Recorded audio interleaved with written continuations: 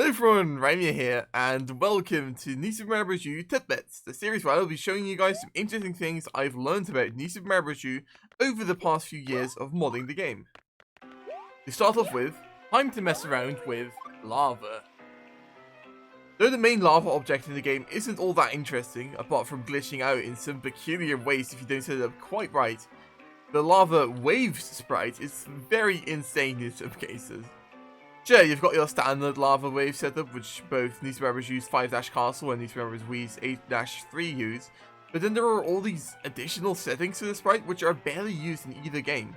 Using these additional sprite settings, you can make fast lava waves, big lava waves, fast lava waves going to the left, eerily flat lava waves, not quite flat lava waves, even bigger lava waves. Lava waves which bounce up and down. Lava waves which don't move at all. Whatever this is. And pretty much anything else you want, really. But that's enough hotness for one video, so let's move on to chain jumps. It might seem like the chain jump is too simple an object to really have anything interesting going on. However, I believe it is the simplicity of the object itself which makes it a bit peculiar sometimes. Unsurprisingly, ground pounding the chain jump's pole will simply sink the entire model of the pole into the ground, though it does straight up disappear once it's all the way down. Also, I accidentally proved here that the chain jump can keep its journey of freedom going forever because of the screen wrap mechanic that's also enabled in this stage right now. Anyway, so about that whole simplicity equals weirdness thing, the chain jump actually has gravity, as you can see here. However, it turns out this gravity is only really applied to the entire chain jump object, pole included. This means that as long as the chain jump is attached to the pole and the pole touches the ground, the chain jump will simply act as if there is ground to chomp around on. This, by the way, also works on moving platforms. However, the chain jump isn't the only object that ignores certain parts of the game entirely. If you ever want to make a stage using swinging chains on vines, be extremely careful with your placement. Not only will the chain allow you to swing straight through solid tiles like they're a part of the background or something, if you tiny little jump to let go of the chain while inside these tiles, you will in fact glitch right into the ground. This glitchy occurrence can even happen by simply climbing into the ground without even swinging. This particular variation of the bug made me think, can this also be done with climbable poles? First of all, while we're on the topic of climbable poles, I thought it'd be worth to point out that, though this sprite is technically, well, a sprite, if you happen to place your climbable pole on top of a background tile, this proves that all this sprite really does is place some pseudo tiles on the background layer, since it will replace other background elements such as this fence here.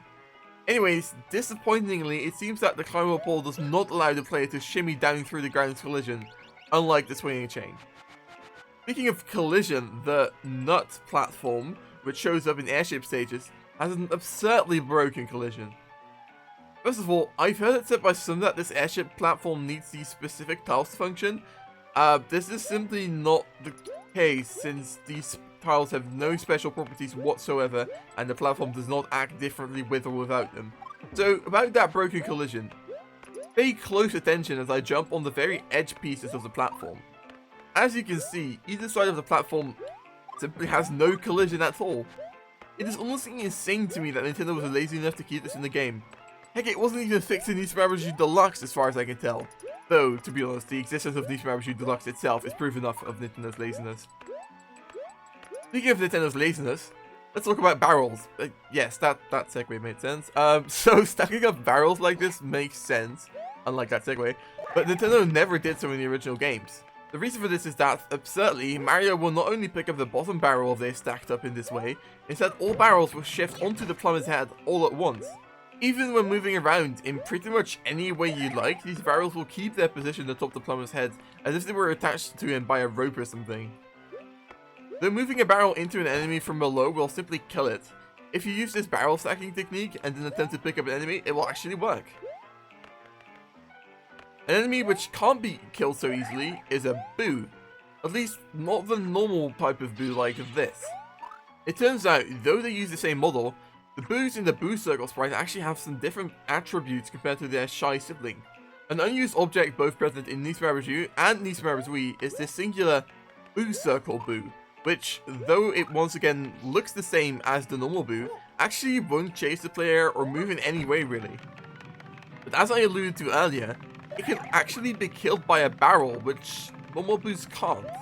In fact, not only can normal Boos not be killed by barrels, they can also not be killed by shells or even ice blocks.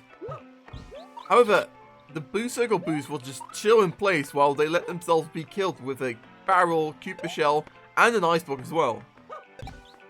The same also goes for the Boo Circle Boos part of an actual Boo Circle. That was a lovely sentence. Now you might be wondering, surely Nintendo wouldn't have allowed this inconsistency between the two different types of Boos to actually be of any use in the original game. Sadly, for once it seems that Nintendo either accounted for their inconsistencies in this case, or managed to avoid them through dumb luck, since not a single Boo Circle in the entire game is present in the same zone as a barrel, Koopa Trooper, or even any enemy that can be frozen and picked up at all.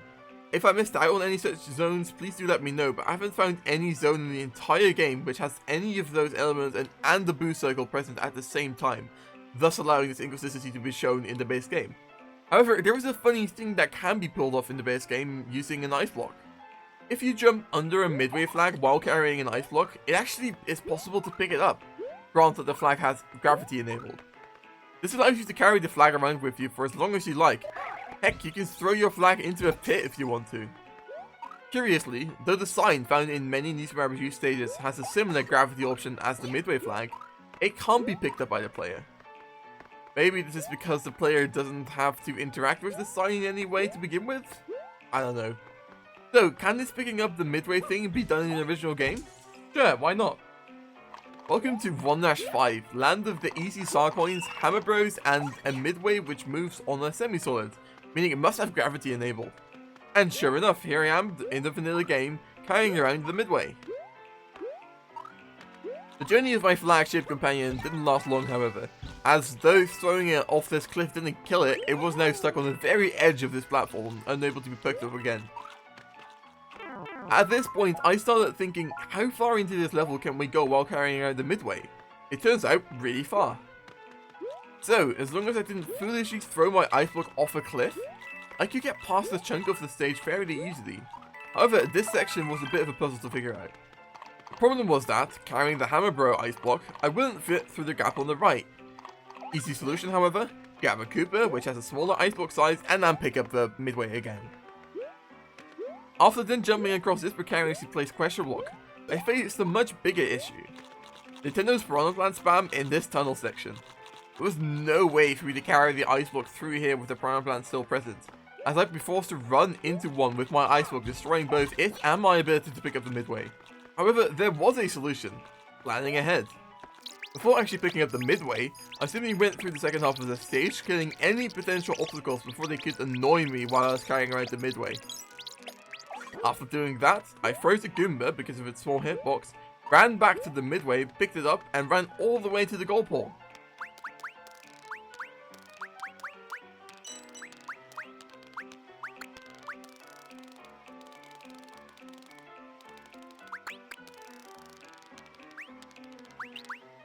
And sure enough, I made it! And with that random quest completed, that is about enough tidbittery for this episode. However, there are still lots of these kinds of tidbits I will be showing off in future episodes of this series, providing you like this episode. If you want to show your support therefore, please make sure to leave a like on this video, and if you really love this and you would like to catch the next installment as soon as it releases, don't forget to subscribe. Anyways, see you later guys, bye!